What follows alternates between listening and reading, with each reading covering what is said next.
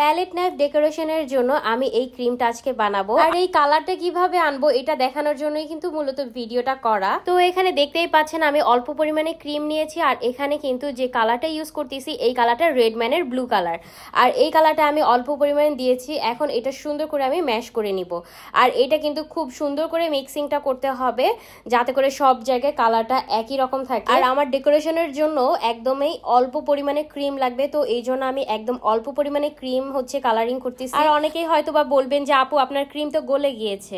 আসলে এখনকার টেম্পারেচার এত বেশি যে ক্রিমটা বেশিক্ষণ বাহিরে থাকলেই গলে যায়। আর আমি যে ডেকোরেশনটা করব সেটার জন্য একদমই অল্প পরিমাণে হচ্ছে ক্রিম লাগবে, এই জন্য আসলে করা। আর অবশ্যই আমি প্যালেট নাইফ দিয়ে করব, যে কারণে হচ্ছে ক্রিমটা যদি একটু গলেও যায় তারপরও কিন্তু কোনো প্রবলেম না।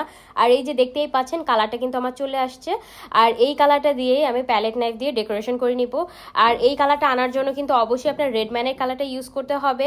আর আপনি যখন কালার ইউজ করবেন অল্প অল্প করে দিয়ে দেখবেন যে আপনি যে কালারটা চাচ্ছেন ওইটা আসতেছে কিনা। একবারে কিন্তু একদমই বেশি পরিমাণে কালার দেওয়া যাবে না।